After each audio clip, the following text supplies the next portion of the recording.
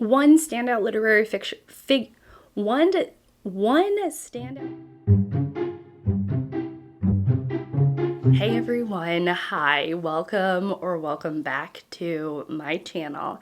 Today I am going to be talking about the book world in the 1960s. I'm so excited to go through this with you. I'm just thrilled, y'all. We're going to be focusing on the years 1960 to 1964. I have some books that I'm thinking about reading, so I'm going to be reading some books from that time period, talking about popular books that are still read and thought about today that were written and published in the 1960s. We're going to talk about news, deaths, bestsellers, all that kind of stuff. And I am so excited to dive in with you today. Now, if you're new to my channel, then hello. My name is Shelly. I love books and reading, and I'm so excited to talk about this time period. I've done another video similar to this, focusing on the year 2000, and I just wanted to continue to riff on this idea, so that's what this is. So if you're watching as an unsubscribed person, I would encourage you to subscribe, stick around, and without any further rambling on, let's go ahead and get into the meat of this video. I'm a teacher, and I've been back in school for about 2 weeks at this point. I feel like I have the ick. My head is heavy, I'm feeling really tired, and unlike myself, I'm usually a very energetic person. So if I seem a bit off, maybe that's it. So I found 5 physical books in my collection that I might read for this video. And I also have 2 books on my Kindle that are contenders for books that I may read. So let's just go through this pile. I have Dorothy Dunnett's The Game of Kings. This is a historical fiction book set in Scotland in 1547. So I read the first little bit of this book because I wanted to know what it was about. I was so excited to get into Dunnett's writing, and she's good. She's a good writer. I have all of the Lyman series on my Kindle. This is the only book I have physically, and it was published in 1961. Just fantastic historical fiction author from what I know. So this is a top contender. We also have The Prime of Miss Jean Brodie. Now, this I will definitely read because I am reading it with my with a book club that I'm in. So this will definitely get read in this vlog.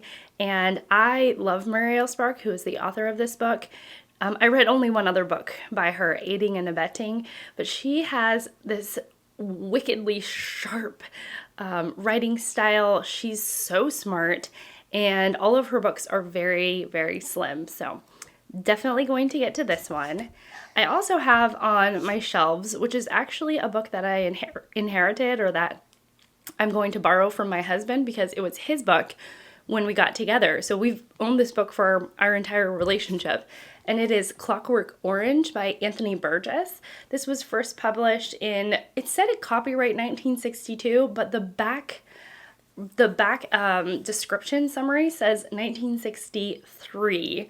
Now, I don't know. I know about this book, and so I don't know if it's like the mood. I know there's a lot of playfulness with language, and that it's a bit of a puzzle when it comes to language. So I like that idea, but I don't know if I want to read it. It's also it's like science fiction or fantasy, something like that. I don't really know. But, anyways, my husband read it and really loved it, and I have yet to have picked it up. And it's in great condition. I doubt this is the one he read in high school. I should ask, did you just randomly buy this because you liked it? Or, what's the deal behind why we own this book? I do know that he liked it, though. Then I have 2 nonfiction books here. I have The Little Virtues by Natalia Ginsburg. The foreword is by Belle Boggs, And this is translated from the Italian by Dick Davis. These are essays during her time, like Natalia Ginzburg's time, living through World War II. So again, a very slim work. There are generous margins and generous spacing, and the font is actually quite large. So maybe I'll dip in and out of this through this vlog. I think that would be kind of interesting, and just to get a taste for her writing. The person that recommended this book to me said that, you know, Natalia Ginzburg has this wonderful economy of words. Not a word is spared, thoughtful writer, beautifully rendered language. So I'm thinking about her in this time. And I also have Silent Spring by Rachel Carson. Rachel Carson talks about the effects of DDT on the environment.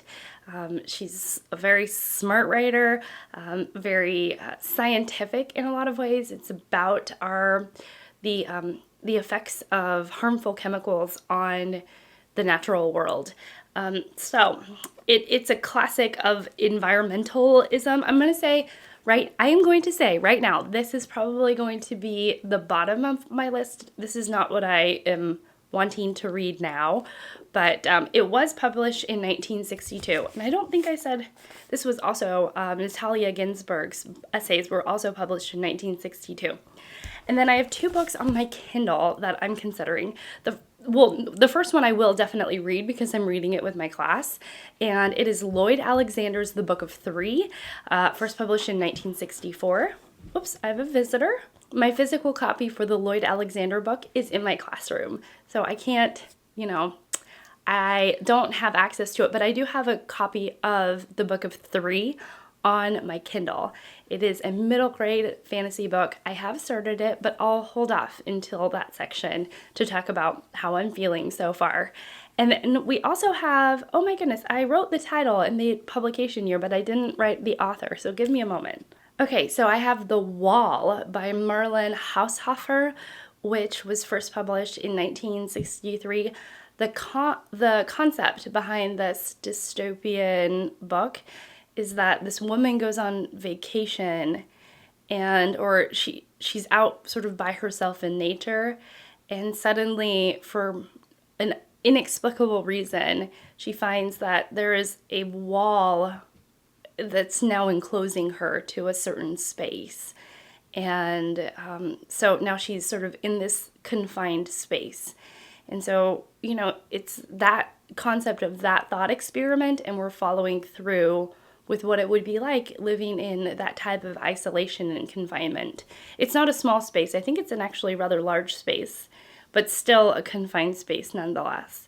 So those are my TBR options. I'm letting you know right now, the ones that are at the tippity top of my list are The Book of Three, because I'm already reading it, The Prime of Miss Jean Brodie, because I will read it with my book club, and then the other two that I am very curious about, well, the other three are The Wall, The Little Virtues, which I may dip in and out of, and the Dorothy Dunnett book.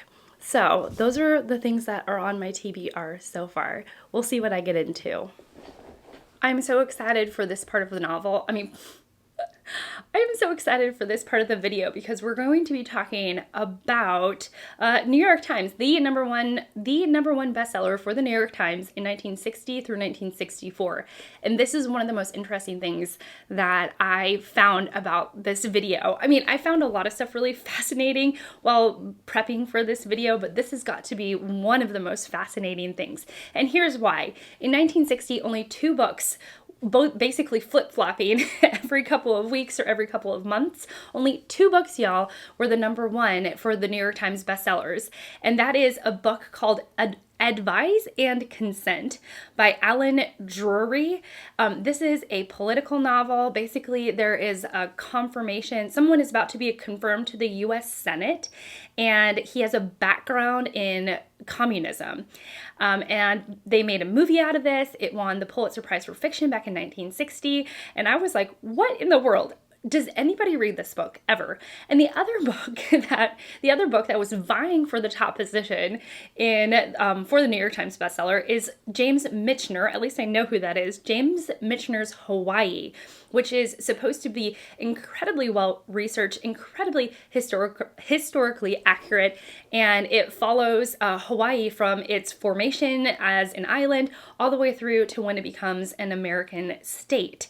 So those two just flip-flop back and forth, with a clear winner being Michener, because Michener's book Hawaii ended up being the #1 bestseller from January 2nd, 1961 to March 19th, 1961, until a little book called The Last of the Just took over. Now, The Last of the Just is by Andre Schwartz Bartz. It was originally published in French. It was written and published in French in 1959, and it was translated into English by Stephen Becker in 1960.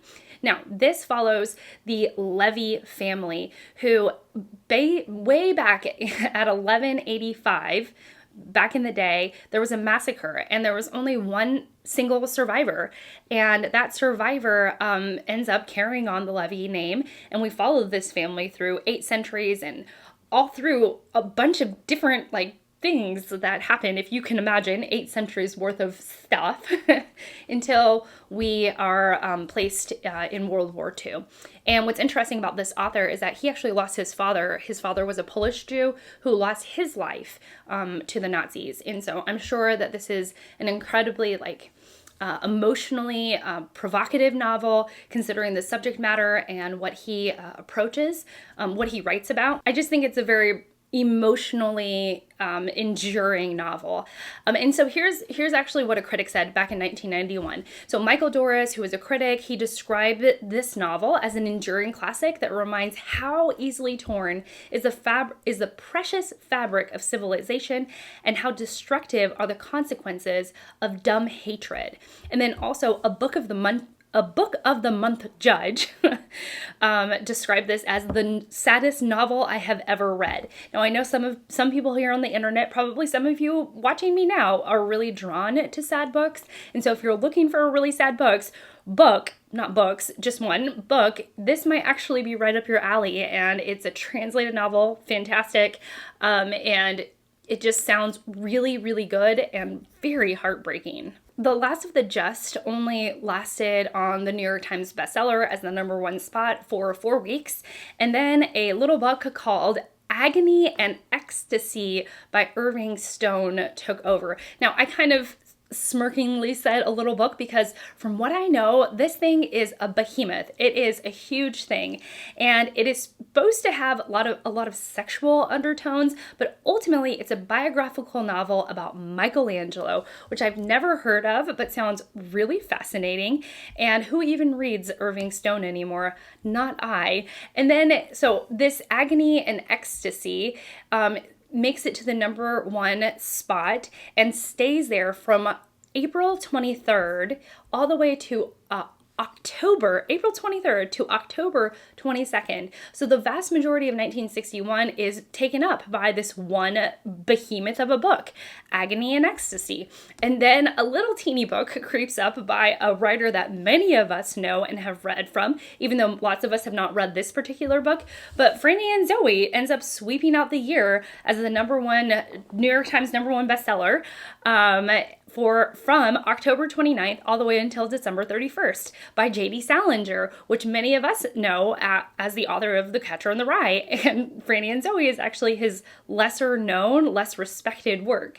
So when Franny and Zooey, I'm sure, came out, it just decided to I guess the readers decided to buy this out, and it held the #1 spot for the rest of the entire year. Franny and Zooey actually remains at the top spot, which actually my husband has read, and I think he liked it all right, but I should ask him what he thought of it. But anyways, it holds the #1 spot all the way going into 1962, from January 1st to April 22nd. And then April 29th, another book decides to take over. We have another one that actually stays at the top slot for quite a while, and it is called Ship of Fools by Catherine Ann Porter. And here's what it's about. It says, telling the tale of a group of desperate characters sailing from Mexico to Europe aboard a German passenger ship. The large cast of characters includes Germans, Mexicans, Americans, Spaniards, and a group of Cuban medical students, a Swiss family, and a Swede. And then, so it's all about this, going from one place to another. And it says there's a large group of Spaniard workers being returned to Spain from Cuba. It is an allegory tracing the rise of Nazism. And it looks metaphorically at the progress of the world on its voyage to eternity. So an allegorical novel, which is interesting because nobody talks about Ship of Fools today. There is one book critic that seems to have her finger on the pulse of how this novel would play out in the lives of readers, and it's Elizabeth Hardwick. And here's what she had to say about Ship of Fools. In all too static and the implied parable is never quite achieved. There is something a little musty, like old yellowing notes.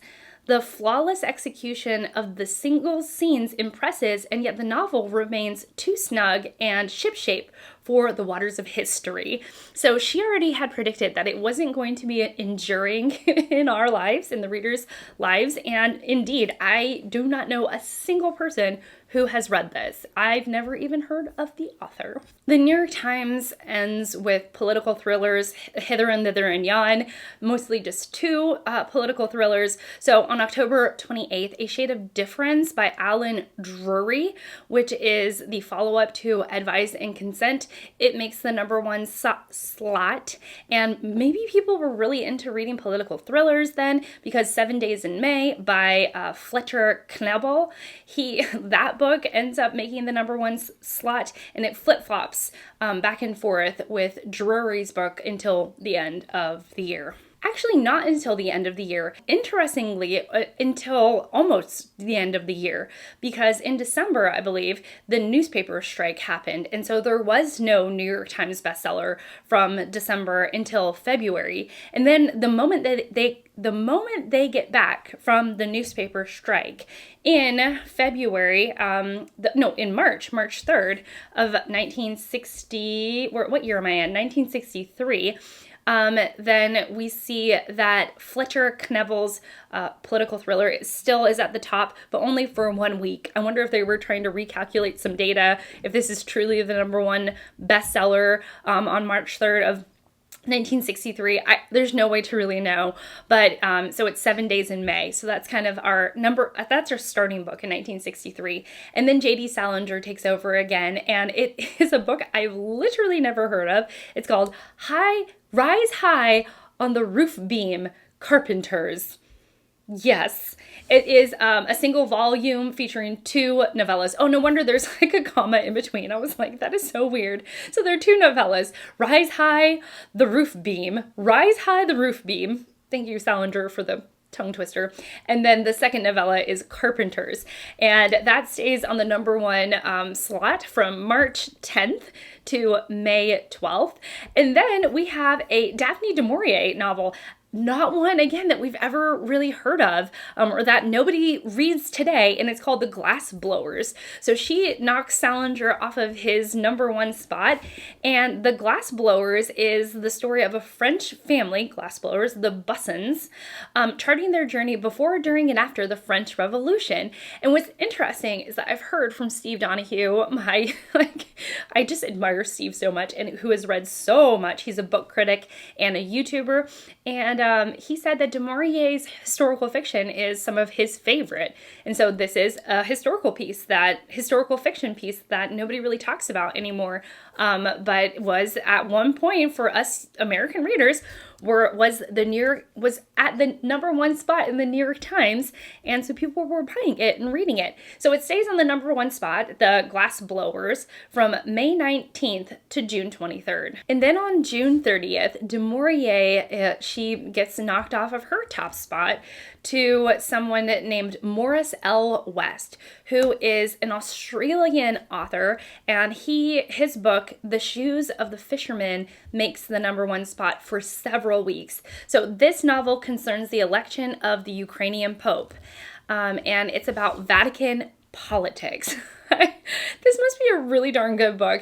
It's about Vatican politics and stays consistently the #1 book for the New York Times bestseller list for weeks. There might have been a little bit of a boost with this novel, and maybe people got interested because happenstancely, the day that this book was published about Vatican politics, the Pope John the 23rd died. And so this book stayed, at least maybe people got interested in it because of that weird happenstance, but then it stays at the New York Times #1 slot from June 30th to September 29th. So for several months. And then Mary McCarthy comes in and she just sweeps. She sweeps 1963 and goes all the way into 1964 with her book, The Group. Now this is about, I know it touches, here's what it touches on. It touches on controversial topics for the time. Free love, contraception, lesbianism, abortion, mental illness. So, and it was banned with a lot, banned by a lot of countries. It was banned in Australia, Italy, and Ireland. I heard that Mary McCarthy has a very distinct voice. And I know that she was one of the leading American writers in the 1960s, and so few people read her work today. But anyways, this book, The Group, describes the lives of 8 female friends after their graduation in 1933 from Vassar College. And we're going to be following the lives of these women. So like I said, she's like #1 all the way from October until the end of the year. And the year starts with Mary McCarthy's The Group. So in 1964. So in 1964, from January 5th until February 16th, that stays in the #1 spot. And then John le Carré comes in, the spy who came in from the cold.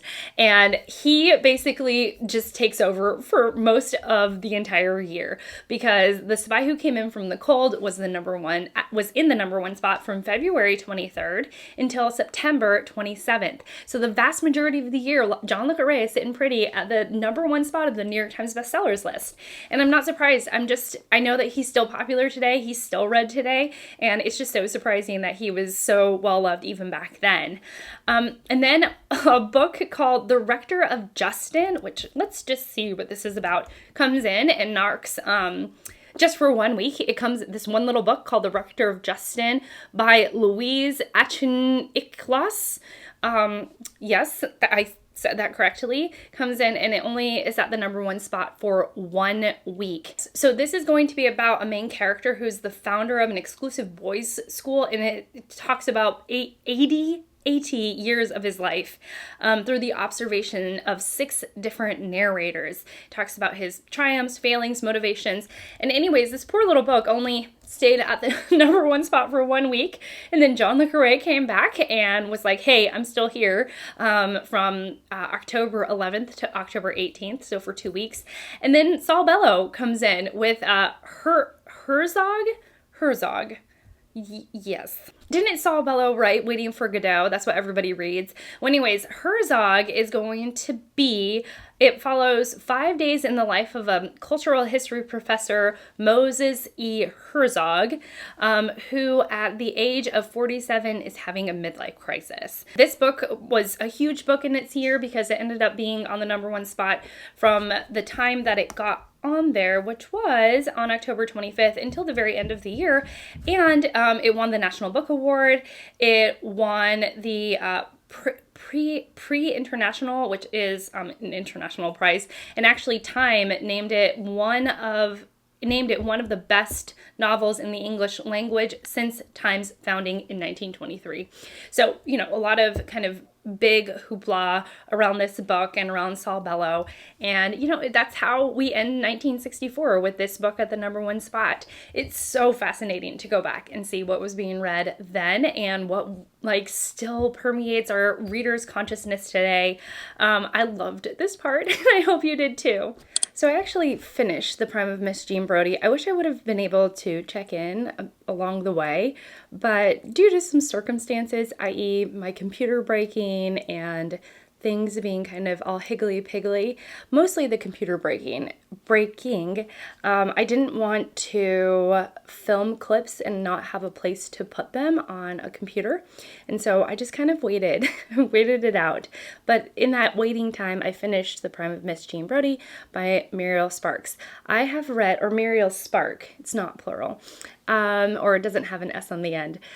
So I have read one Muriel Spark book, Aiding and Abetting, which was so sharp and so witty and so tightly written. Every scene, everything really fed into the plot, and it came to a really satisfying conclusion.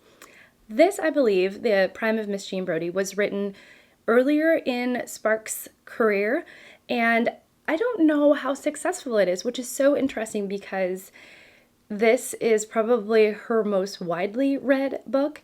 I believe it's studied in schools. It's a weird little book. So the premise is that Miss Brodie is a rather charismatic teacher. She has this way with bonding with her students that is a little unusual. She talks to them about her life and gives them a lot of life lessons, and she has her own priorities that definitely are just the standards of Miss Jean Brodie that are above to Miss Brodie, it's above the school standards.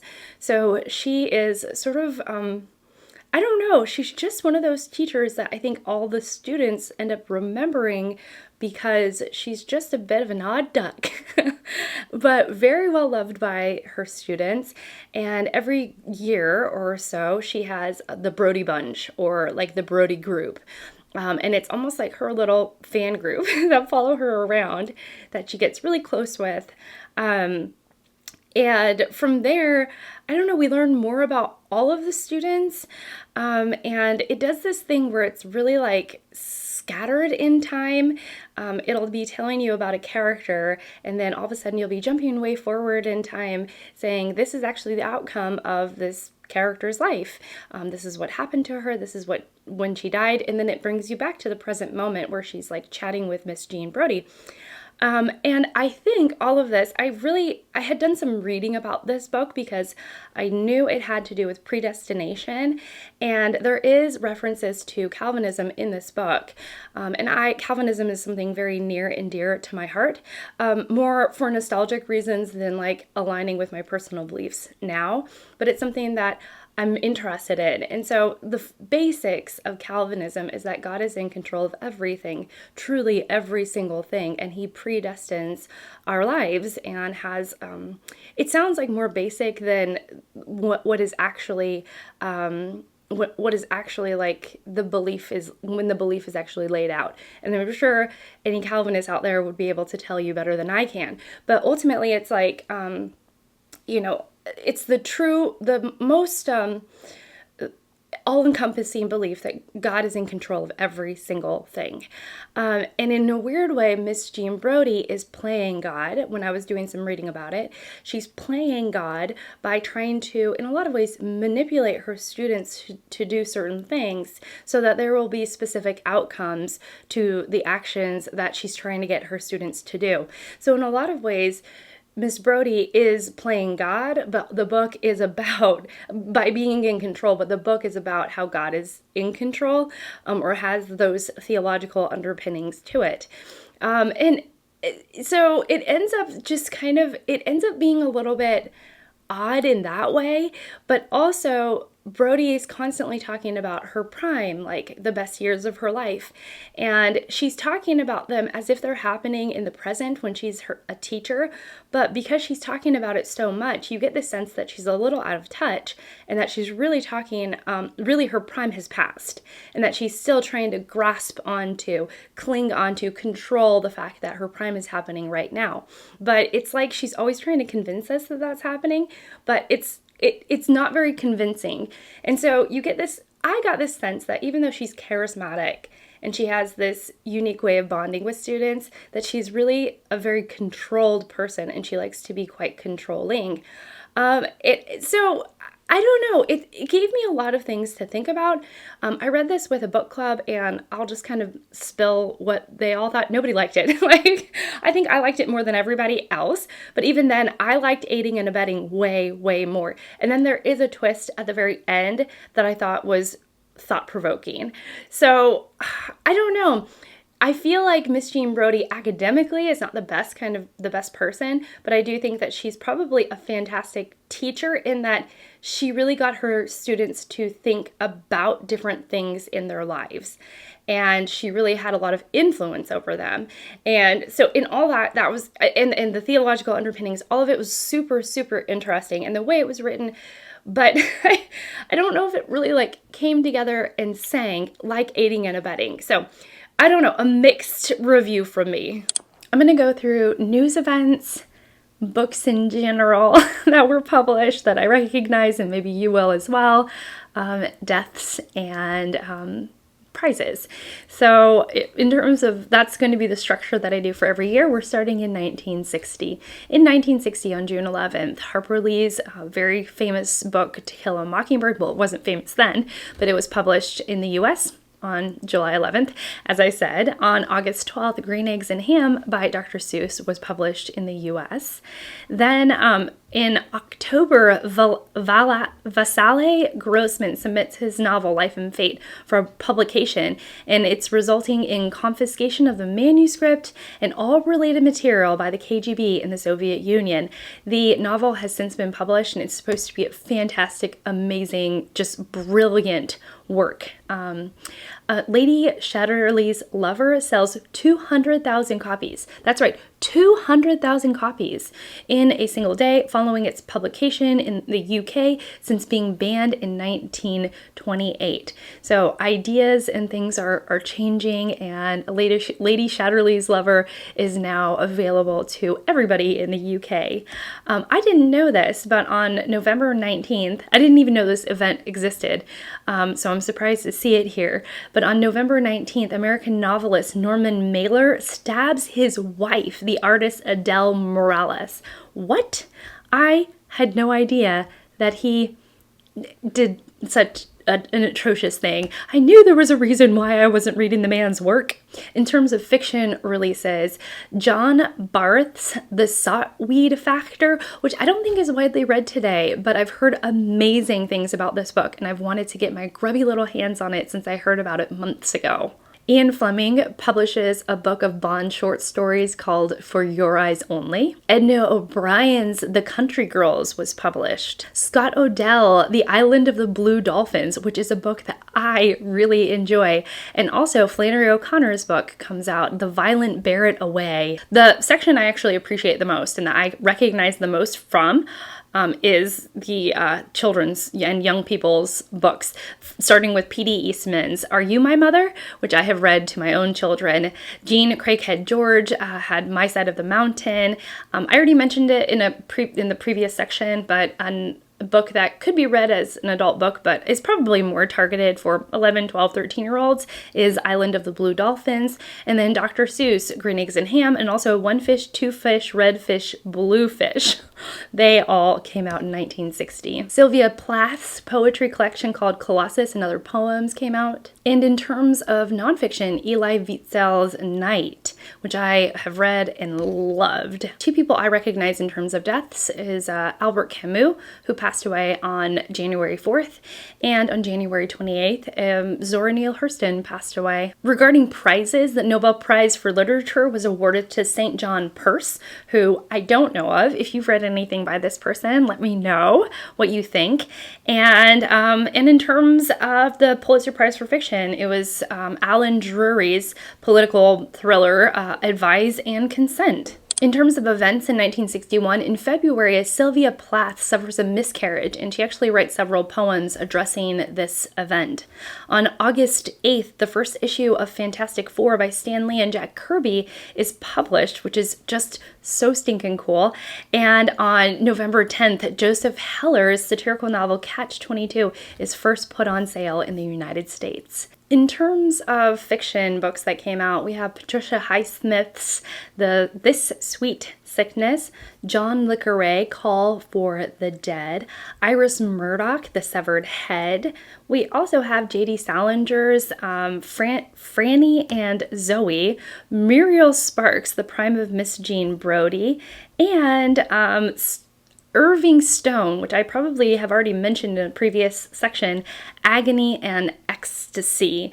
Oh, and then Richard Yates, the book Revolutionary Road, also came out in 1961. And then the book that I personally read, which I'll actually probably talk about in this next section, what was her name? Oh my goodness, I just read it. It was Marlen Haushofer's The Wall, which I'll talk about in just a moment. In terms of children or young people's literature, Norton Juster's The Phantom Tollbooth came out, also Where the Red Fern Grows, and Elizabeth George Spears' The Bronze Bow. One major literary figure that I recognize passed away in 1961, and that was Ernest Hemingway.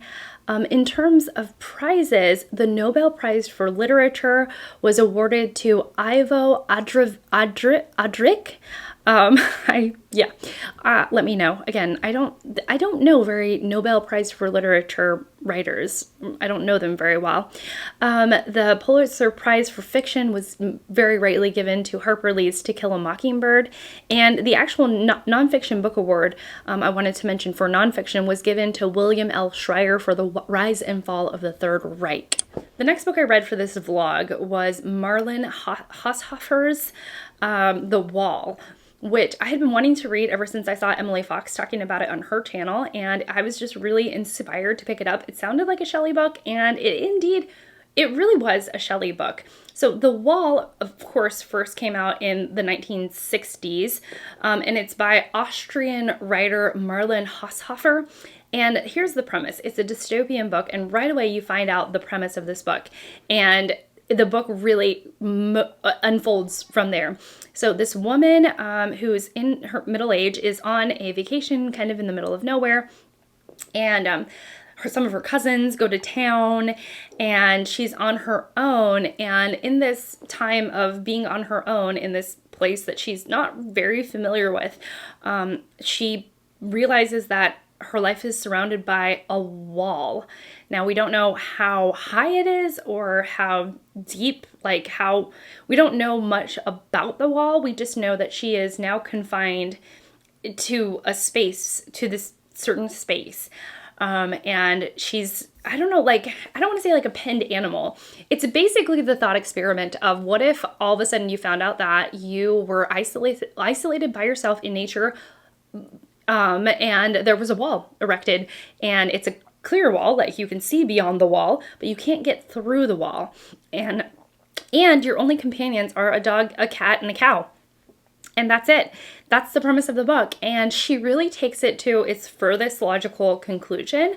There is a little bit of uncovering of what happened, but this book is not about the big reveal.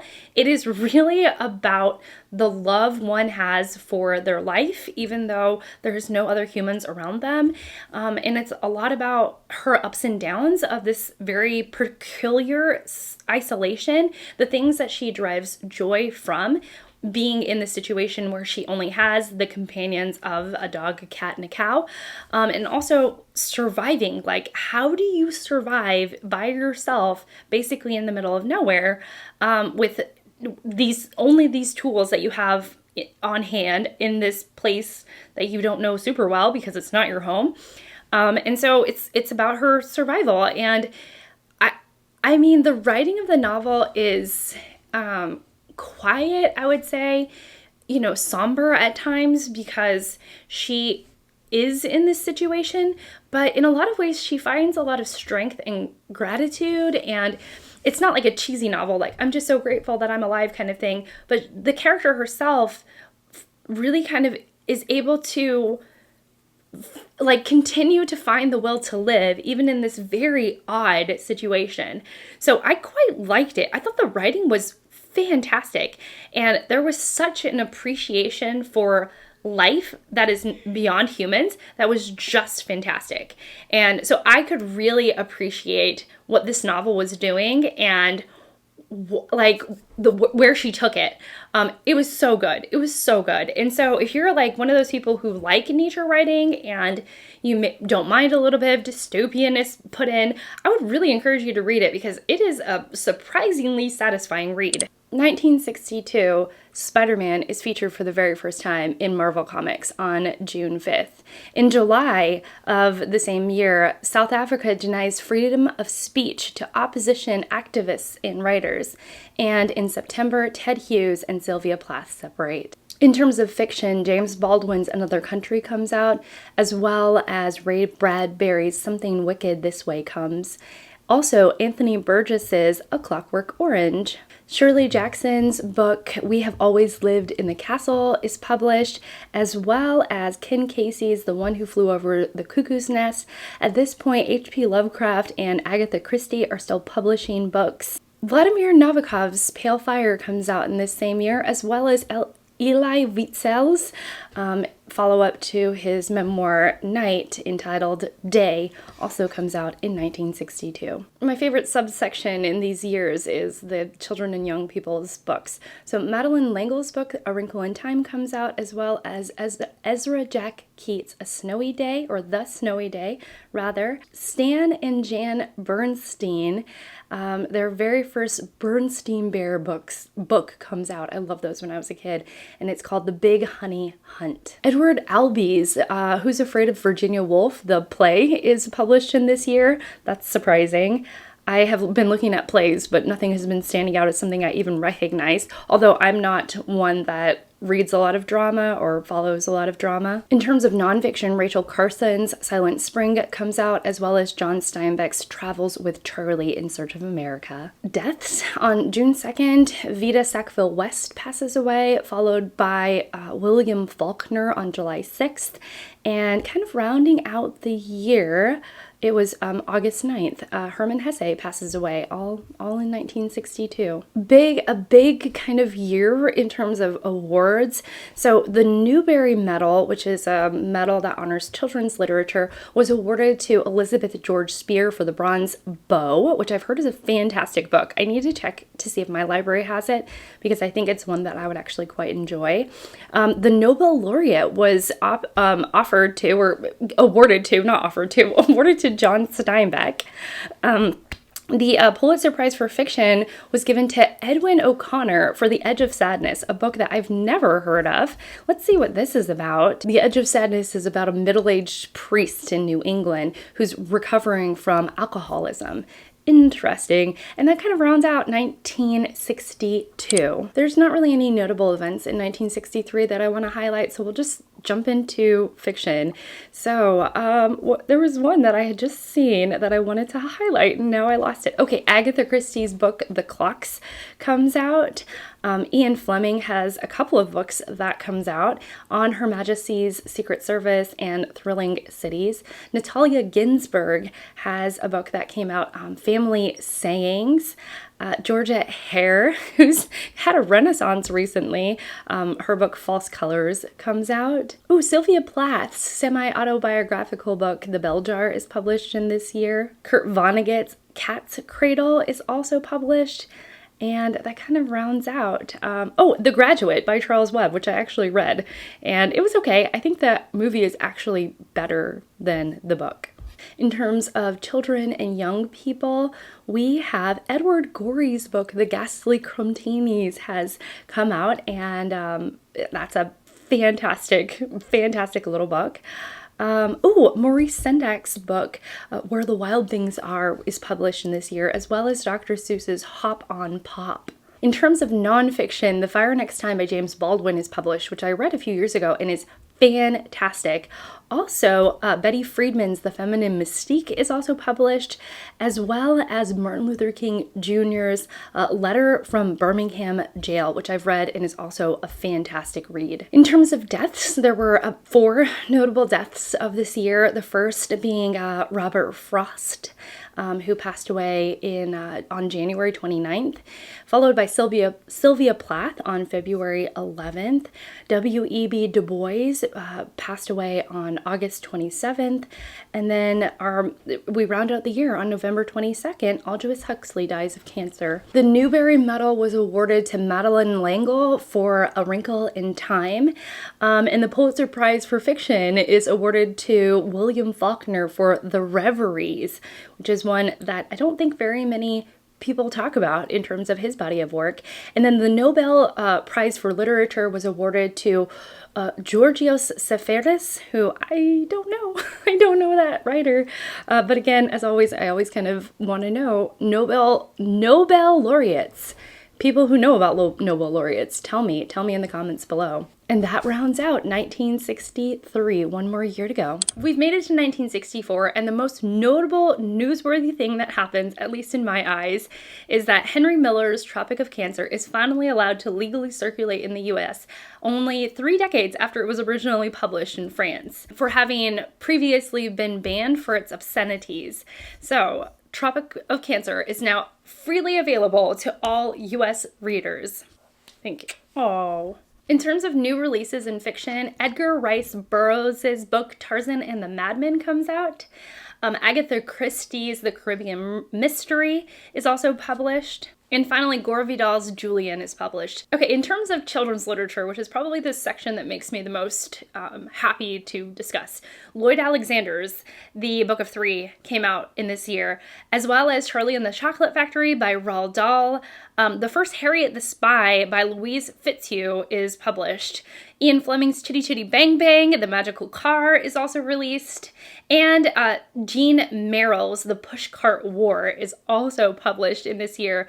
Oh, and Shel Silverstein's The Giving Tree. What a banger in terms of children's literature in this year. In terms of deaths, on January 17th, T.H. White, the English novelist, passes away. On August 3rd, Flannery O'Connor shuffles off this mortal coil. And only a few days later, Ian Fleming follows. The Nobel Prize for Literature is a really interesting data point to follow. So Jean-Paul Sartre was awarded the Nobel Laureate in Literature for that year, and it says in parentheses that it was refused. So given to this author, but apparently refused. So, oh my gosh, what craziness is this? Pulitzer Prize for Drama, no award given. Pulitzer Prize for Fiction, no award given. Wow. People were just like putting their hands up to the prizes and refusing, or prize committees were just like, nope. That is nuts. Oh my goodness. And really that's it. So the bangers that really kind of came out in my mind, or like that stood out, were definitely the children's literature, which is very fitting because I am here to check in about the Book of Three. So the Book of Three I am reading with my 6th grade class, and it is really, really fun. It is a fantasy novel, first published in 1964, and it is the first in a series. The second book is The Black Cauldron, in which Disney made a movie about that book. But this first book is about a kid named Taran who's so tired of living where he's living, this small town life, and he's ready for more. And so in his being ready for more, he actually finds himself on an adventure in this incredibly magical world. And along the way, he meets people to guide him on his quest, someone to look up to, someone to really shape like some of who Taran ends up being. And you see this slow evolution of Taran as a character, for he ends up being like more of a leader and more of a decision maker on this journey with his little troop that he gathers along the way than one would have guessed at the beginning. Or maybe you would have guessed it. But here's what the fascinating thing is. The book reads so modern, to be honest with you. It is such a modern reading book. I'm reading it and it's like everything really feels sharp. There's really great characters. Nothing feels dated in the least. And I think that was really surprising because I'm reading this with a bunch of 11 and 12-year-olds, and even they were surprised that this book was as old as it was. And the second thing is that it's very Tolkien-esque. There's even a character in the Book of Three named Gurgi, who seems to be somewhat modeled after Gollum, but a less dark, less disturbed character. And Gurgi talks in these rhymes, so he's like really into being rewarded by munchings and crunchings. So he likes food, and he talks about himself in the third person. I would imagine that if J.K. Rowling was a fan of Lloyd Alexander's The Book of Three, that she based Dobby off of, or the way that Dobby speaks and sort of interacts with the world, maybe she had based Dobby off of Gurgi. So, you know, it's just, it's a lot lighter, like these characters that have a lot more lightness to them. You know, Dobby and Gollum are incredibly sort of, you know, have this palpable darkness, partly because of the way the story is framed. And Gurgi, being a character in an actual children's book, is a lot more light and has less pressing issues, we'll say. And so it's very Tolkien-esque, and it's charming. Oh gosh, it's charming. So I'm about 2/3 of the way through the Book of Three, and I probably won't finish it until I actually wrap this month up, or maybe even next month. And I'm enjoying it tremendously. There's a lot to dig into. There is a lot to enjoy. And so I'm just having the best time with it. Okay, so that's it. Thank you so much, wow, for watching. And let me know how you like this. I want to hear from you. Just thank you. Thank you so much for everything and spending this time with me. And I'll see you all in my next one. Bye.